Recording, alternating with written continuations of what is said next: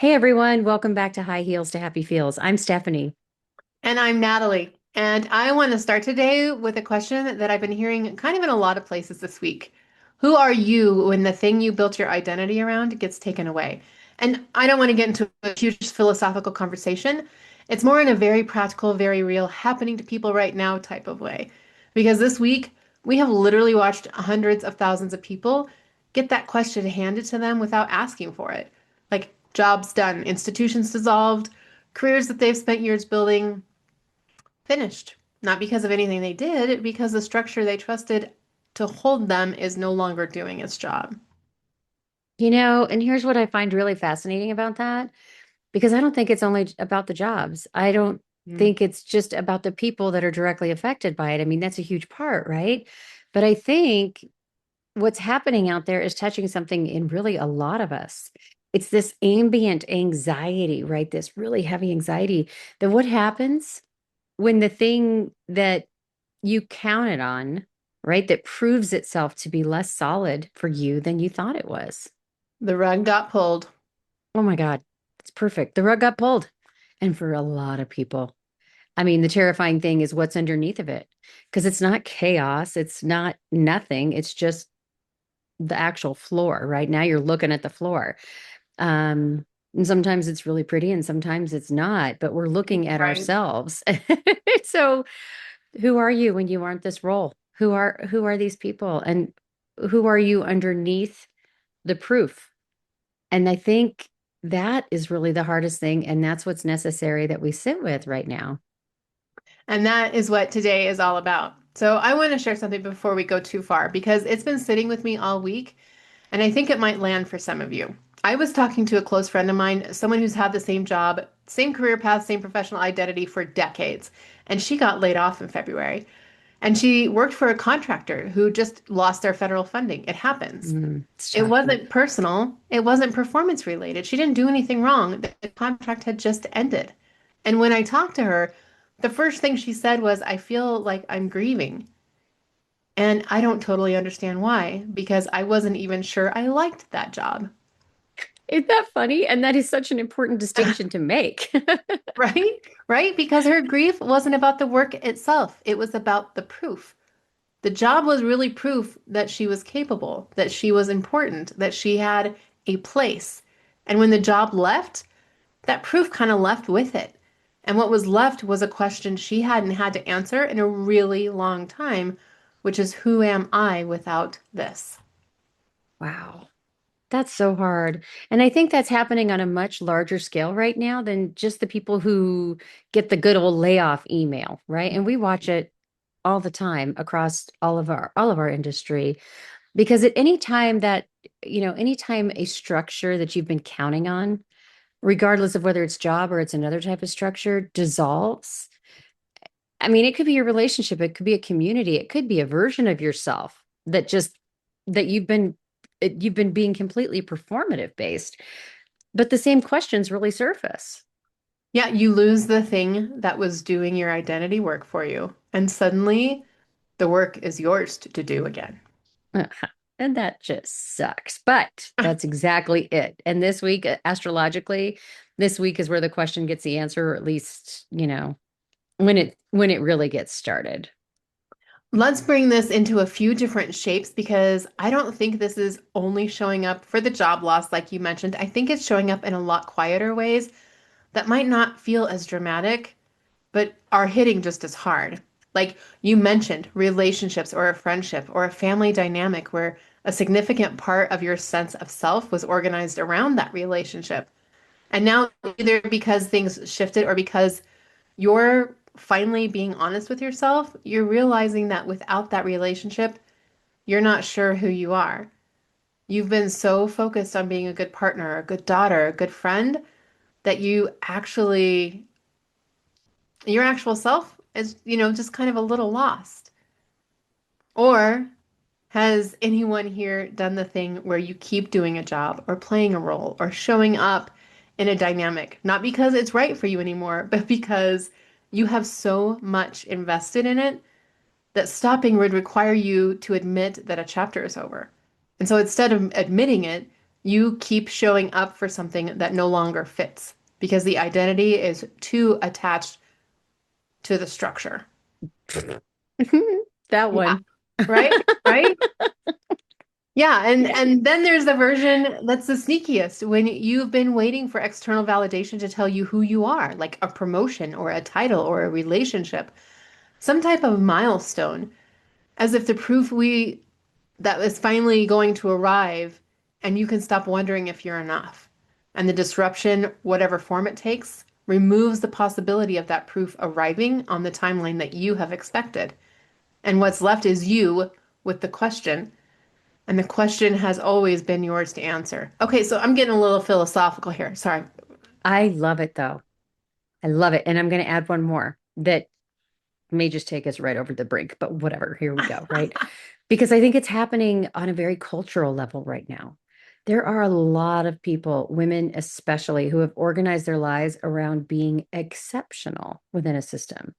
We work harder, we prove more, right? We earn every seat at every table. But we've had to earn at a whole different capacity than our male counterparts, for example. And right Mhm. now, a lot of those tables are being flipped, and the women who were the most exceptional players in those systems are the ones being flopped out. They're the most disoriented because the game changed and nobody asked them. It just flipped. Everything's flipped. That is so true. And the question underneath that is, what do you want when you're not proving something anymore? Mm, that's deep, It is deep. It is like that's an existential crisis kind of moment. right? And it's worth sitting with culturally because uh, it's not getting talked about in the same way I think it deserves. There's a TV show on, and it's been on for a little while called Severance. If folks have seen it and watched it, and I'm sure many of our listeners have, it's become one of those most watched things and talked about culturally, right? It's those water cooler type moments. And the Hmm. premise for it, if you haven't seen it, is it's a procedure exists that allows you to completely sever your work identity from your personal identity. So while you're at work, you have no access to life outside. And when you leave work, you have zero memory of what you did when you were at work. So you are completely two separate selves. It's so strange. It is, it's a wild show, but the show resonates so deeply. And people are obsessed with this show because it's a literal metaphor for something that many of us are already living. And it's Hmm. that complete collapse of that boundary between who we are at work and who are we really? Who actually are we when we leave work? And the horror show isn't the sci-fi premise. The horror is recognizing it in each of ourselves. And what the layoffs are doing right now, so that totally makes sense. And what those layoffs that are doing right now is essentially forcing a severance that people didn't choose. Like Right. the work identity is just getting cut off. And what's walking out the door after the exit mean like you're meeting your identity for the Hmm. first time without that work. And what do you do now? I've been asleep while the work self was running things. God, it's so wild, It is. right? Because it's very much, I can't imagine. I think of it, and I'm going to go sideways for a minute because, hello, I squirrel. But you think about people that have multiple personalities, and is that what it's like? Right? And to just have complete lapses of time in your life and not knowing and not being able to prove, it's just a very interesting concept. But there's a larger pattern. So before I get down that, because we could, No, yeah, and you're totally right. Because but that's I, kind of how, like, if you actually stand back and look at it, we all operate with different masks. Maybe, like, we're not gonna meet up the diagnosis of multiple personality disorder. But that's, I mean, I would see that it might resemble that in a way. I totally get what yeah, you're saying. Yeah. right. Because it's a mask that we wear. And there's this larger pattern, and it's around women specifically, right? And you and I see it a lot. Hmm. But this movement where people are decentering, which is this quiet and non-dramatic withdrawal from systems and structures and the relationships that were organized around somebody else's need or someone else's definition of what success looks like. And it's not angry, it's not a protest. It's more like just a breath. It's an exhale. Like women are collectively just kind of saying, I've been working this hard for this long with all of these rules and all of these guidelines and structures, and I'm going to take a second to ask if these rules serve me. And the interesting thing about this week's astrology is that it essentially the universe's version of forcing that exhale. Like Mercury going direct, the new moon, it's all pointing to the same thing. Like you are being asked who you are without the structure. And I don't think like it's punishing, like we're talking about it through layoffs or relationship reviews or whatever, but I don't think it's like it's a punishment, but it's more like an initiation of who are you next. And that's a good way to put it because that's exactly what we're walking into. Because this week we have so much happening, and it's who are you next? You couldn't have said it any better. I mean, for several weeks now, Mercury has been retrograde in Pisces, right? So Mercury governs our communication, the thinking, how info moves through us. Pisces is all of our intuition and our emotion and what lives beneath the surface. So when Mercury retrograde in Pisces, it means that normal and logical, I should say, verbal, um, conclusive ways that we process things are just kind of suspended. They just kind of hang there. So instead, people have been processing really emotionally and intuitively, which is really good and below the surface because we need to do that. But it's been murky, it's confusing, it's foggy. It's like trying to think in water, Oh, for lack of, I like that. I'm sorry, go right? on. Can you imagine though? It's like, Right. It and just, yeah. I'm not talking about the best thoughts in the world coming up in the shower and the bathtub. I'm talking about like there's Those so much like other, it's just dizzying things. Yeah. dirty water. All There right. you go. And think dirty water. And that's actually been doing something because even when it feels like fog, it was moving. And that's because Pisces doesn't think, Pisces feels. And what's been surfacing all through this fog is that emotional truth. People were having these feelings that they couldn't articulate, but feeling their direction, feeling their relationships, feeling their identity, feeling their work. And it couldn't be spoken yet because those words haven't been available, right? This Tuesday, we've got huge changes happening. Mercury is aligning with our North Node and Mars in Pisces, which almost simultaneously. Our North Node is a point in our astrology that represents when we are collectively being pulled together. Think of it as your karmic, it's your destiny, right? This is Mm. your karmic path. So when we're all collectively on this individually and as a culture, that's a good thing. It's direction. Mars is all action and drive. And so Mercury is how we communicate and perceive. You've got all three of these in the same place in the same day. And that's meaning clarity has been building in the emotional body. And now it's like, phew, I have a direction and I have a pulse. So Tuesday is when things start to move, and I can't say thank you enough. Oh my God, right? Tuesday is when things start to move. Wednesday, we have the new moon in Pisces. It's our last new moon before the astrological new year. And new moons are always about beginning, they're always about intention setting. But this one's specifically about completion first. Whatever old story, old identity, old role, as we're talking about all of this Hmm. that you've been playing, this is the invitation to let it finish, let it be done. Not fixed, not resolved. Finish it, set it down, walk away. Um, Friday, we get into bigger seismic moments because we have two things happening with just within hours of each other. First, the sun's moving into Aries. Hmm. Welcome to spring. It's spring equinox. Yay. Yay. First day of our astrological year, right? And which is very exciting. And then Mercury stations direct. And so that fog starts to lift. New season's beginning. And Aries is, we've got that sun moving into Aries. It's not a subtle sign. Aries No, is our, yeah, right? You would agree. It's fiery. right. Um, Aries is our first sign of the zodiac. It's pure identity.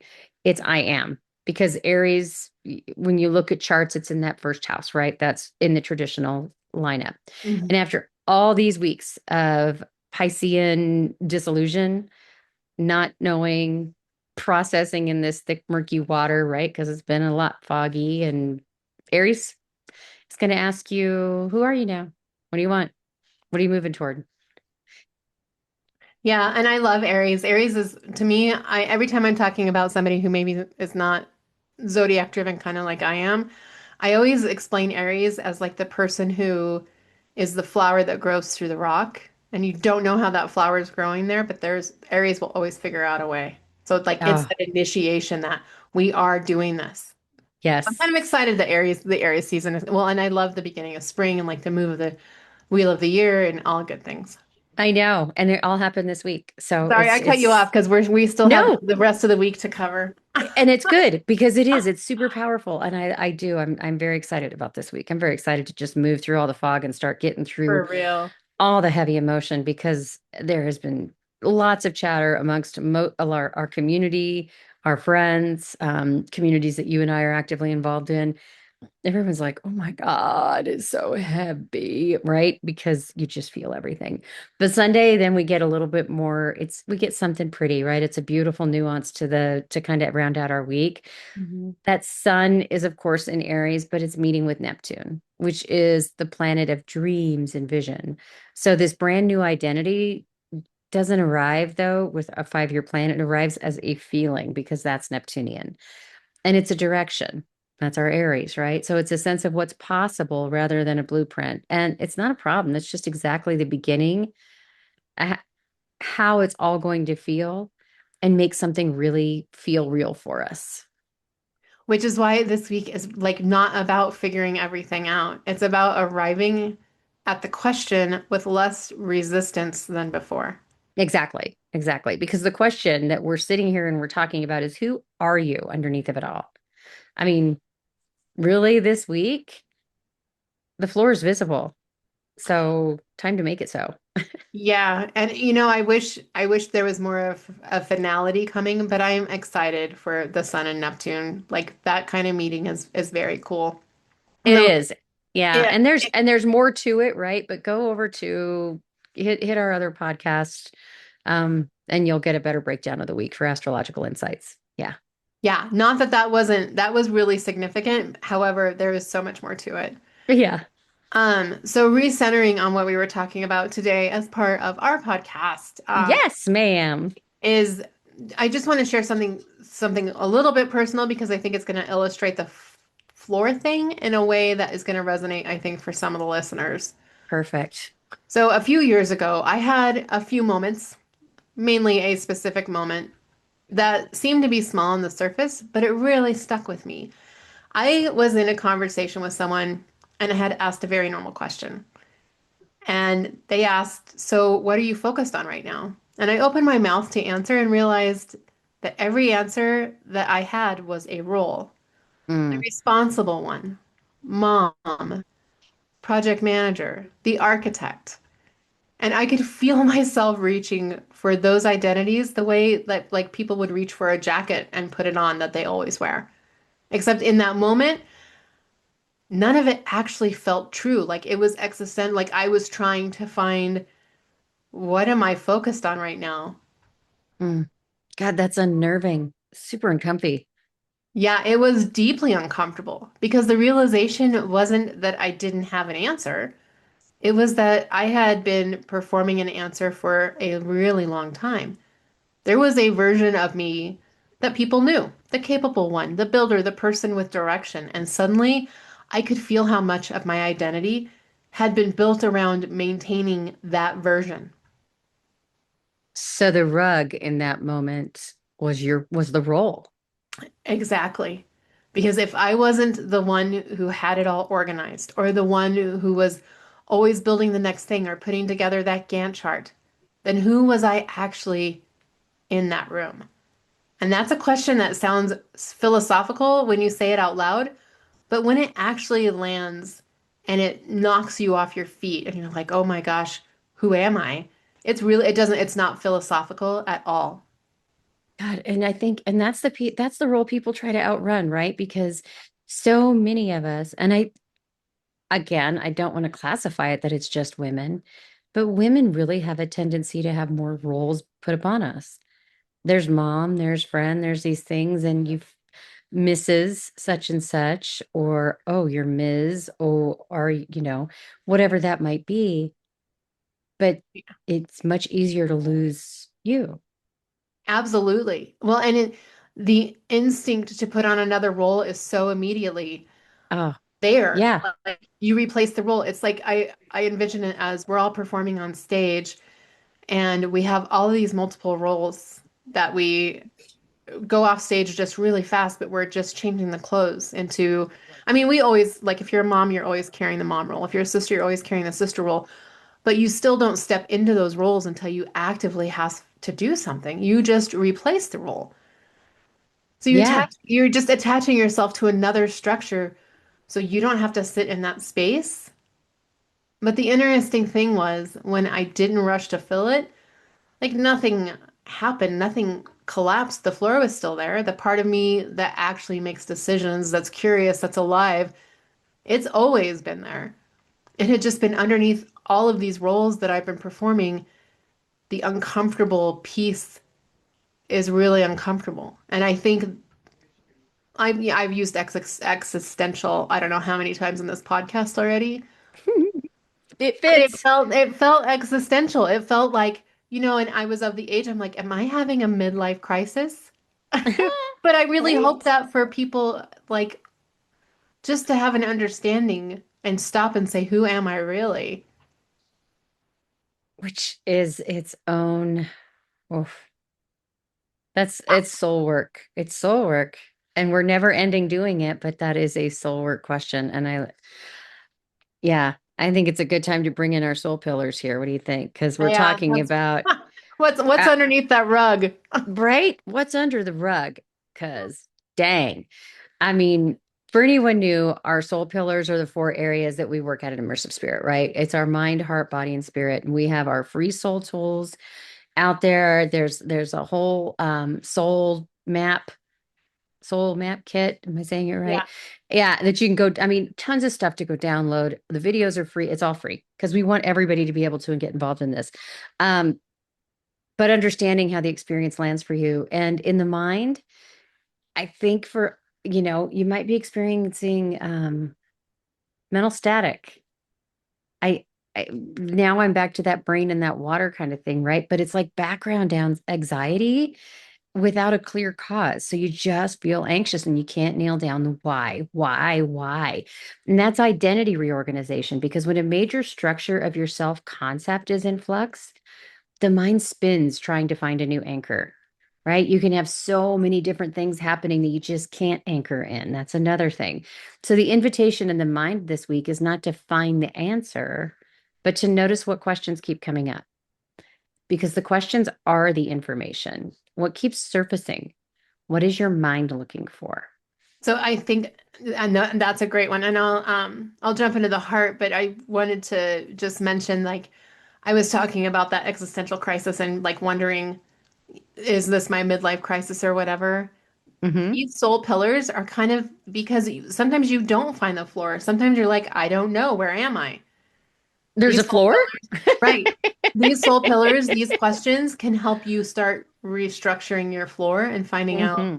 it never really left. All Yep. right. Yeah. So in the heart, I would say it's like a um, grief. And I Yes, want to good be one. really specific about that because grief shows up in this territory even when what's being lost was not something that you loved, like a job. You can grieve. Absolutely. You can grieve a job you hated, right? Yeah, of course you can. Yeah. Yeah. You can Anything grieve. that's outside, is taken away from you outside of your control. Absolutely. Absolutely. You can grieve a version of yourself that you've just outgrown. You can grieve a relationship that was doing the identity work for you, even when that relationship wasn't good for you. The heart doesn't grieve based on quality, it grieves based on the attachment. So if you're feeling sadder than what feels to really make sense for the situation, it's okay and that's real. Let it be there without making it wrong. It's totally fine. God, that's true. All right, so we'll move in the body because right from heart we move into body and right all the feels. And this one's worth paying close attention to this week because when we when identity structures collapse, So whatever that identity structure was for us, right, around us, people often will feel it in our chest and that anxiety in the gut first, right? That hollowness. It's a low grade dread. We panic, restlessness. I mean, it doesn't just resolve with activity. You can't kind of just think yourself out of it. Your body just feels it. It's not a malfunction. Your nervous system is just think of it as running an update because it really is. On the other end of that, when something new starts to emerge, now you'll start feeling that warmth again and the lightening, right? Your body kind of lightens up. And that, oh, a subtle sense of that feels right. This feels better. And Yeah. watch for that this week because that signal is that something's finally landing for you. Well, and I think, like you mentioned, with the Sun and Neptune, that's the kind of signal we're moving Hmm. towards coming out of that murky stuff. Even the spring equinox, the sun, that sun shift to Aries, right behind our new moon in Pisces. So we've got all this built up intuition, all this built up magic and dreaminess. And then we just fire right through and go, okay, now what are you going to do with it? Go, go, go, go, go. Right. And then it's like, ooh, and get imaginative and dreamy. And then when you really get into it, Saturn puts its stamp on it, going, all right, build it, Yay, make it here we happen. go. Here we go. Yep. I Love the know. wheel of the year turn. Bring it on. All Yeah. right, bring it on. Okay, so the last of the soul pillars is the spirit, and this is Yes. the level beyond logic. So like beyond emotion, beyond the physical. What this week is offering in that space is a particular kind of clarity that can only come after the dissolution that Stephanie was sharing with us. So when that fog of Pisces season finally breaks and the first clear Aries energy arrives, there's often a moment of surprising simplicity. So I think that's you were kind of walking us through that. Yeah. Yeah. Yeah, and so all of those complicated things may be suddenly simple. The overwhelming question suddenly has an answer that feels obvious. And if that happens this week, oh my gosh, friends, trust it. Don't rationalize that away. The Yeah. clarity you've been circling towards is starting to become that available right now. Yes. Yes. Yes. Yeah. All right. So let's add a tool because we add a tool almost at every podcast, and we're going to just call it a floor check because it makes sense after Right. Steph and I've gone Because, back and forth, yep, check the floor. check I the like floor. it. So it's designed for a specific experience of having a structure removed, whether that's a job or a relationship, a role, an identity you've been performing, like whatever you're needing to discover what's actually underneath. So grab a pen, a journal, or hit record so you can come back to this because there's going to be some questions here. In Hmm. three, in two. All right, first question. What was that structure doing for you beyond the practical? So, not what did the job pay or what did the relationship look like outside? What was it proving? What identity was it maintaining for you? What did having it mean about you? This is our rug. Wow. That's powerful.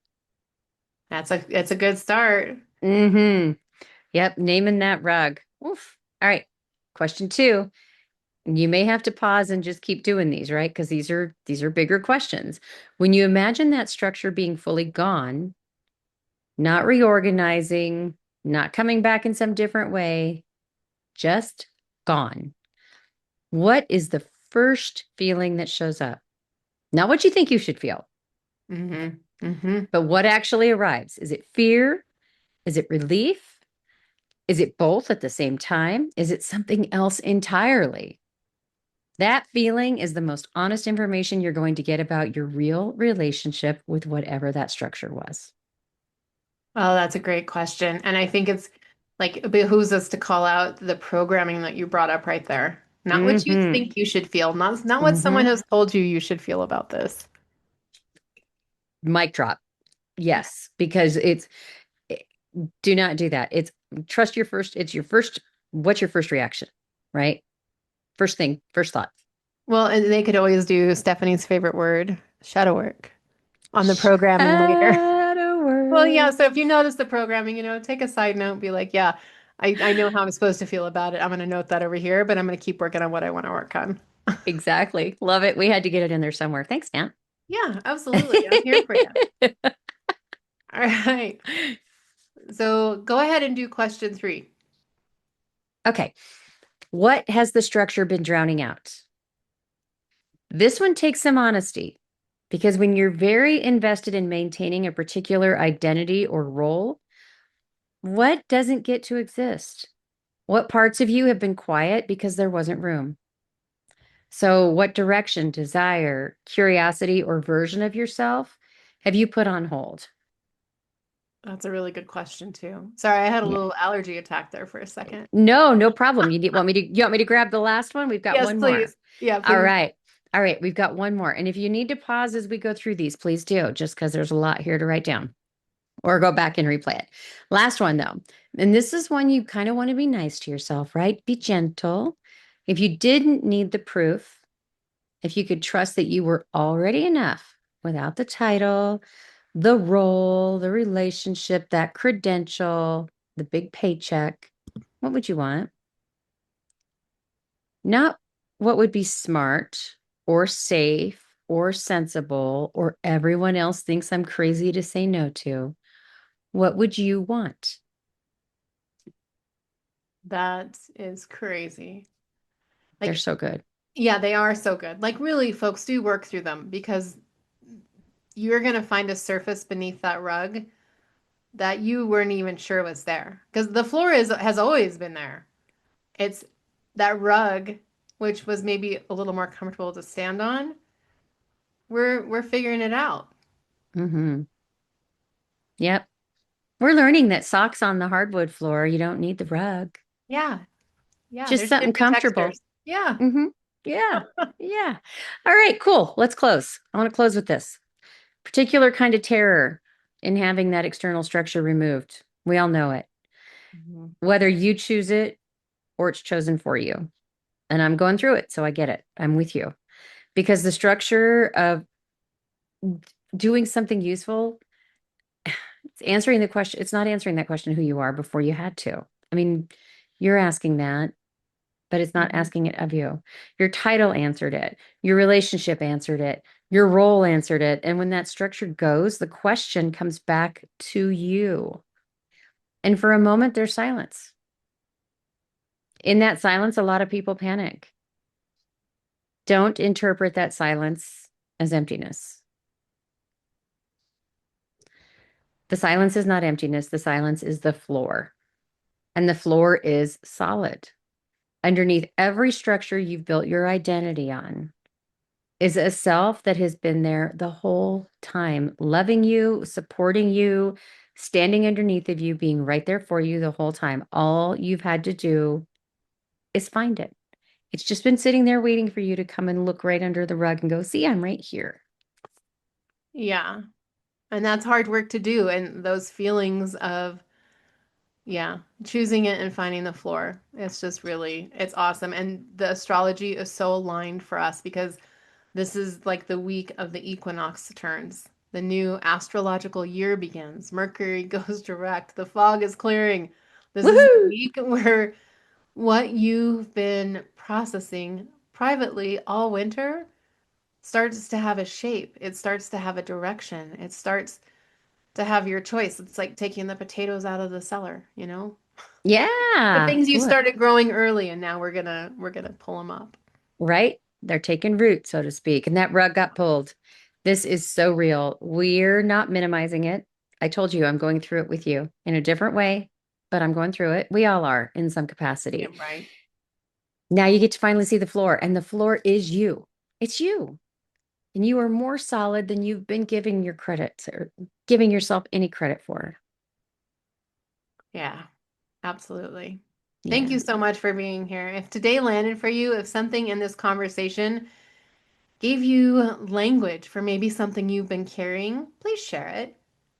Text it to someone, post it, text us, tell a friend who you think Yes. needs to hear it. Word of mouth genuinely is how people find shows like ours, especially the people who need them. So if you've got a friend experiencing this, pass it on. Absolutely. And if you want to go deeper with the soul pillars framework, of course, You can get to our website, immersivespirit.com/soul pillars. Go take advantage of the free tools. We'll also post these questions in the show notes this week because they're good questions to sit and to think with, right? Versus having to continue to rewind and pause the video potentially. And, we do so many other courses like this, right? We've got a huge iOS intuitive operating system launching soon, and that there's a wait list you can get on so that you're in the know of everything coming up for that. And it's powerful. It's 10 weeks, but it's very, very powerful. We'll have manifestation courses coming, but it's not normal manifesting. So just stay tuned. You can always find us on all of our social platforms, right? All of the major podcast platforms. So please, as Natalie mentioned, share, share, share. We are so honored by this community and so grateful for all of you that continue to share the love and support immersive spirit in every way. Awesome. All right. I'm Natalie. And I'm Stephanie. Until next week, trust the floor. You've been standing on it the whole time. Bye bye.